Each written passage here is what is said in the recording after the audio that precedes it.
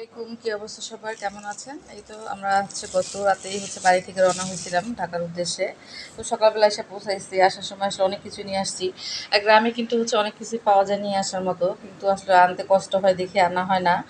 এই তো এগুলো আমার শ্বশুরের জমিতে আবাদ করা হয়েছিল, কিছু রসুন, তারপর আমার শাশুড়ির এই তো হাঁস মুরগির ডিম। আমি ডিম আনার সময় সবসময় চালের মধ্যে করে নিয়ে আসি, আর 2টা ডিম ফাটছে, আর সবগুলো ডিম ভালো আছে।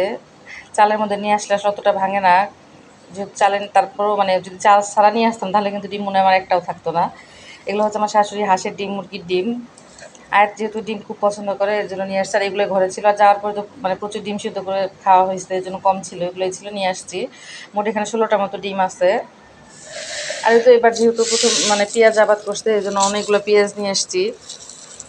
এগুলো সবই জমির আবাদ করা।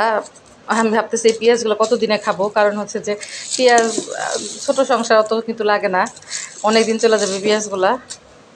আর এই তো রসুনগুলো নিয়ে আসছি, ভাবতেছি এগুলো এখন গোছাই না হলে তো নষ্ট হয়ে যাবে, যেহেতু সারা রাত এরকম বান্ধা ছিল।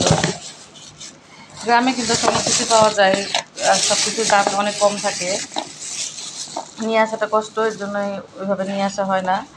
তো কিছু এগুলো একদম আবাদের রসুন, কেনা না। আর কিছুটা আলু নিয়ে আসছি, আলুগুলো জমিতে আবাদ করা।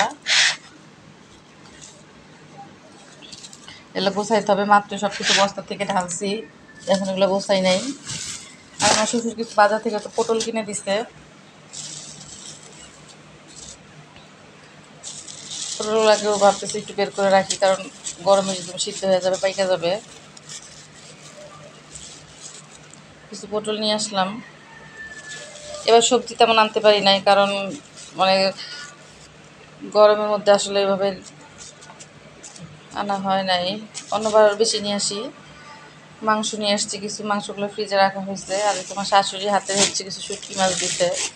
শুটকি মাছগুলো এতটাই খেতে মজা, এগুলো আলু বেগুন দিয়ে বেগুন করলে খুবই মজা লাগে।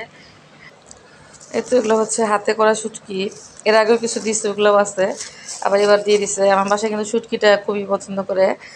আয়াতের বাবার আলু বেগুন দিয়ে শুটকি বিরন বা ভর্তা, এগুলো কিন্তু আর খুবই পছন্দ, এজন্য আমার শাশুড়ি বেশি করে দিয়ে দিছে। দেখি এই ব্যাগে আমার শাশুড়ি কী কী দিল। এই তো আয়াতের জন্য একটা চিপসের প্যাকেট দিছে। এই চিপসটা খেতে ভালোই লাগে, তেলে ভেজে খেতে হয়, আয়াত তো খুব পছন্দ করে। আর ওদিকে এরকম যে খোলা সেমাই পাওয়া যায়, এগুলো কিছু সেমাই দিয়ে দিছে।